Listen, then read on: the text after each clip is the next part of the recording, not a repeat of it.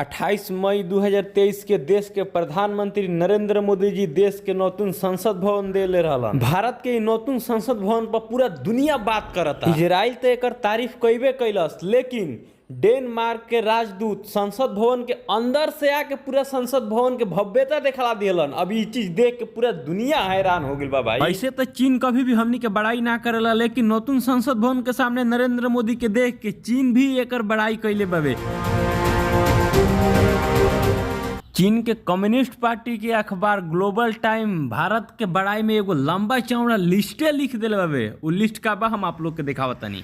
लिखल गईल बावे, we morally emotionally support India's decolonisation, global time editorial. एकर मतलब ई भइल कि हमनी की नीति और अपना भावनात्मक रूप से भारत के साथ बानी जा। काहे कि भारत गुलामी के प्रतीक जीवन रहे ओकरा के बहुत पीछे छोड़ के आगे बढ़त है। चीन के ज्यादातर लोग के मानल ई बात बावे कि जौन भारत के पुरानका संसद भवन रहे तेवन ब्रिटिश सरकार बनैले रहे और ई संसद भवन गुलामी के प्रतीक बावे। ओही से भारत अगर नतून संसद भवन बनैले बावे तो एकरा खातिर मतलब बहुत बहुत बधाई। लेकिन भारत ई गुलामी के प्रतीक के बहुत पीछे छोड़ के आगे बढ़ गइल बावे। चीन अपना रिपोर्ट में ई भी कहले बावे कि नतून संसद भवन एगो बिल्डिंग ना, आत्म भारत के एगो नतून सूर्य उदय बावे। आखिर चीन भारत के इतना काहे तारीफ करता है, एकरा पीछे कुछ ना कुछ वजह तो होई। तो आवलो हम आप लोग के वो वजह बतावतानी कि आखिर चीन भारत के इतना तारीफ काहे करता।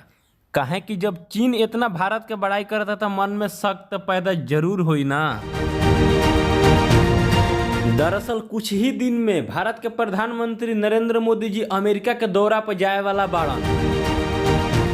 भारत के प्रधानमंत्री और अमेरिका के राष्ट्रपति जो बाइडेन के बीच में जो अहम मुद्दा पर बात होखे वाला बावे उ बावे चीन। भारत और अमेरिका के ई डील हो जाता तो चाइना के ताइवान में, साउथ चाइना सी और ताइपी में पकड़ बहुत कमजोर हो जाए। चीन नहीं चाहत कि भारत को बहु पश्चिमी देश जीवन बड़ा सन उकुल से अपन संबंध अच्छा करे चाहे संबंध बढ़ाए। यही से चाइना अपन ग्लोबल टाइम एडिटोरियल में ई भी लिखले बावे कि हमनी के भारत के दोस्त होखला के नाते हमनी के भारत के एगो सुझाव दिहल चाहतनी जा कि भारत पश्चिमी देश के झांसा में ना आओ, काहे कि भारत खातिर ई ठीक नहीं है। अब आप ही लोग सोची, जौन एडिटोरियल में स्टार्टिंग में भारत के इतना तारीफ भई रहे, वही एडिटोरियल में आगे चल के भारत के पश्चिमी देश के मुद्दा उठा दिहल गइल बावे और नसीहत दिहल गइल बा कि भारत पश्चिमी देश से रिश्ता अपन संबंध ना बढ़ावे। आशा बा कि अब समझ में आ गई हुई आप लोग के कि चाइना आखिर भारत के इतना काहे तारीफ कैले रहला।